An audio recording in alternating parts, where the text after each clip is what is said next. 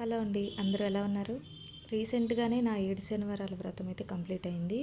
ఇది నేను స్టార్ట్ చేసింది శ్రావణ మాసంలో అయితే కంప్లీట్ అయింది ఫిబ్రవరిలో అనమాట. ఇంకా తిరుపతి వెళ్దామని చెప్పేసి అనుకున్నాము. రీసెంట్గా సంక్రాంతి ఊరు వెళ్ళినప్పుడు అక్కడి నుంచి వెళ్దాం అనుకున్నాం, కానీ అప్పటికి నా వ్రతం అయితే ఇంకా కంప్లీట్ అవ్వలేదన్నమాట.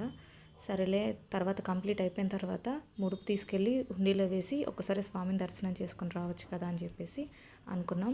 మా ఊరు నుంచి అయితే 4 అవర్సే పడుతుందండి. ఇక్కడ నుంచి మాత్రం చాలా లాంగ్ జర్నీ చేయాలి. కూడా చేయించుకోలేదండి. సాటర్డే పూజ అయిపోగానే సండే ఈవినింగ్ అట్లా బయలుదేరదామని చెప్పేసి 3 o'clock వెళ్ళి ట్రైన్ ఎక్కి 3 నుంచి నెక్స్ట్ డే 6 వరకు మేము ట్రైన్లోనే కూర్చొన్నాం అనమాట. చాలా లాంగ్. అక్కడికి వెళ్ళాక కొండ ఎక్కడానికి ఒక 5 hours ఏమో పట్టింది. తర్వాత స్వామి దర్శనానికి వెళ్తే అక్కడ 9 hours అయితే టైం పట్టిందనమాట.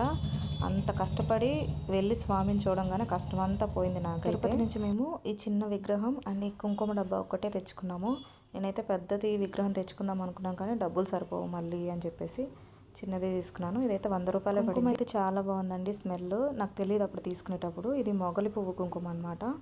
ఇక్కడ వచ్చిన తర్వాత పెట్టుకుంటే చాలా బాగుంది. నచ్చినట్లయితే సబ్స్క్రైబ్ చేసుకోండి అండ్ లైక్ చేయండి. Thank you for watching.